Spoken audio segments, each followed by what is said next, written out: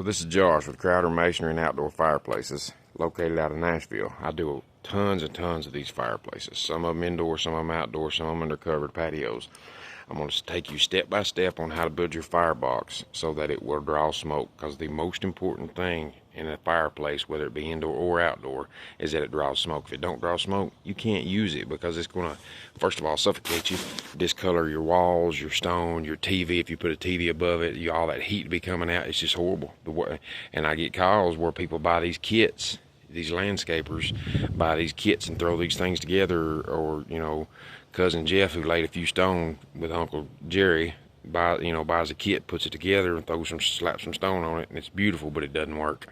So way back in 17 whatever, a guy named Rumsford invented a design where the walls, as you can see right here, my back walls, see, they angle in like that, so that reflects the heat out, because you want to get some heat too. You don't want all your heat to go out, but you do want all your smoke to go out. So the way this works, I apologize for the dog, that's the customer's dog. I've tried to make this video 3 times, he keeps barking.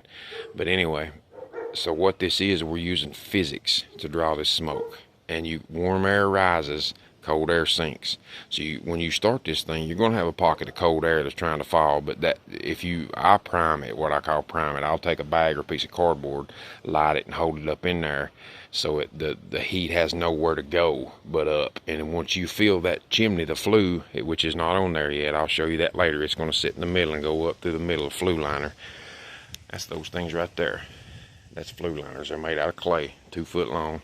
For this particular size, everything has to be in proportion. For this particular size, with a 38 to 40 inch opening, I use a 8 by 13 or 8 by 12 flue liner. They're all the same. It's just some places you buy them, they call them 9 by 13, some's 8 by 13, 8 by 12, whatever. It's close to the same dimension.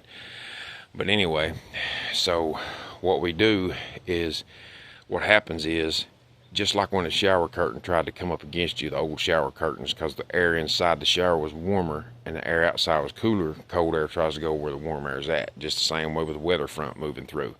So cold air is being sucked in and the warm air is rising, the smoke's going out. So as that warm air goes out, it creates a vacuum that increases how much air is pulled in. So it just pulls the air in and goes out, but your heat's reflected out, through the bottom.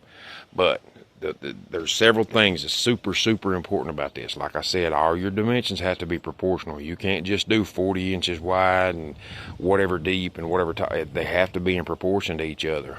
The depth of this floor, the height of this back wall, the first 3 block are plumb, they're straight up. The ones on top of it, there's 4 layers of block behind this 4-inch or brick behind this 4-inch block. They are inclined out, they're leaned out towards me. That has to be in proportion too. Now also, when you get up in here, you can't see it, but behind this wire mesh there's a smoke shelf, and it's rounded out. You can't see it.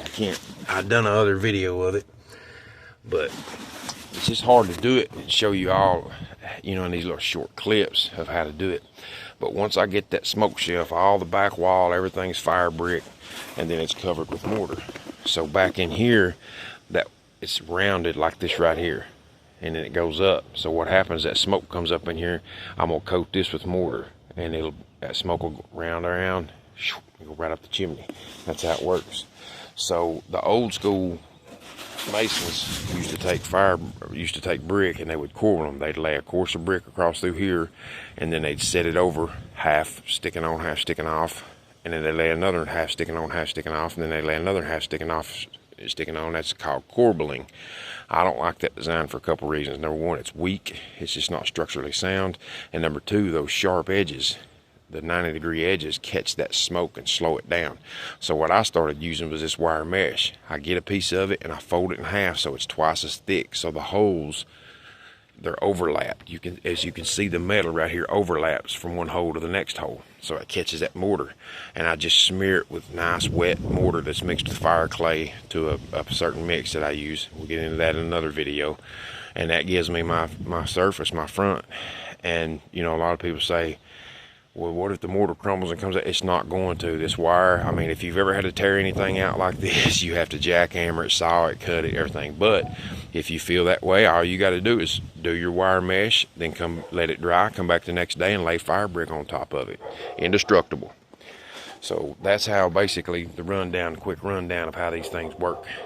Get in the comments if you like the video. If you want to know some of the dimensions or anything like that, hit me up in the comments. Any questions?